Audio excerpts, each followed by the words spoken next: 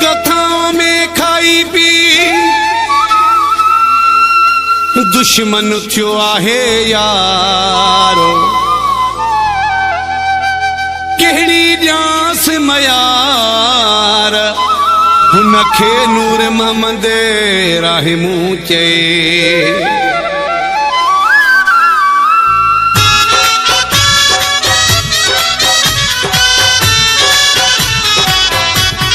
लिकी लिकी वार थो करे इहो हुन जो नशानवा है। लिकी लिकी वार थो करे इहो हुन जो नशानवा।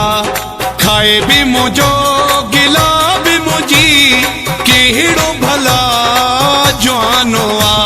लिकी लिकी वार थो करे इहो हुन जो नशानवा है। लिकी लिकी वार थो करे इहो हुन जो नशानवा। खाए भी मुझो गिला भी मुझी कहिड़ो भला जवानवा। हो लिकी लिकी वार थो करे।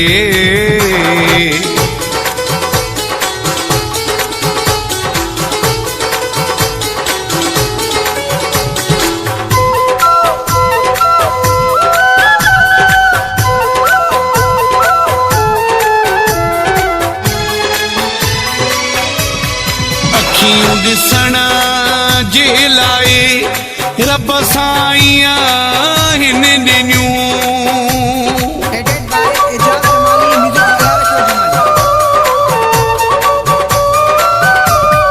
अखियूं ॾिसण जे लाइ रब साईं हिन ॾिनियूं।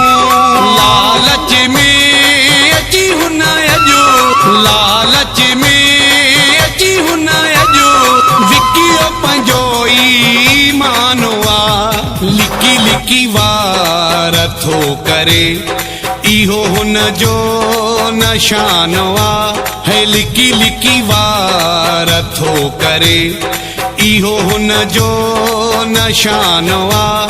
खाए भी मुझो गिला भी मुझी कहिड़ो भला जवानवा। हो लिकी लिकी वार थो करे।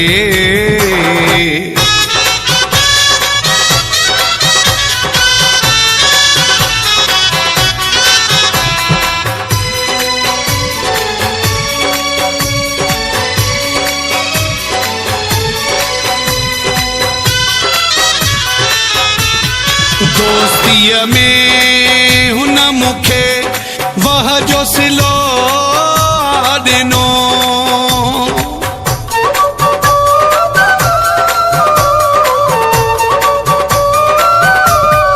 दोस्तीअ में हुन मूंखे वह जो सिलो ॾिनो। विसरंदो न कॾहिं मूंखे, विसरंदो न कॾहिं मूंखे दिल में वॾो अरमानवा।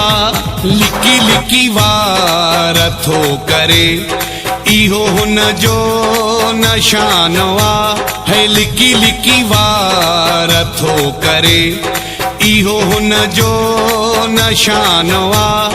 खाए भी मुझो गिला भी मुझी कहिड़ो भला जवानवा। हो लिकी लिकी वार थो करे।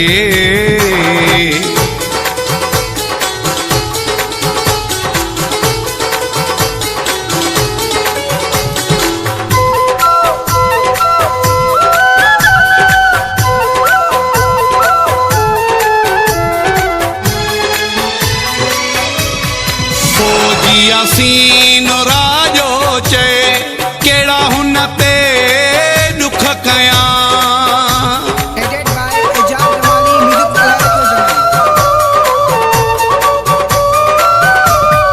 फौजी यासीन राजो चे केड़ा हुन ते दुख कयां रब न छॾी तो मूंखे रब न छॾी तो मूंखे मालिक हू मेरे बानो आ लिकी लिकी वार थो करे इहो हुन जो निशानो आ है लिकी लिकी वार थो करे इहो हुन जो निशानो आ खाए भी मुझो गिला भी मुझी केड़ो भला जवानो आ लिकी लिकी वार थो करे इहो हुन जो निशानो आ है लिकी लिकी वार थो करे इहो हुन जो निशानो आ खाए भी मुझो गिला भी मुझी केड़ो भला जवानो आ हो लिकी लिकी वार थो करे।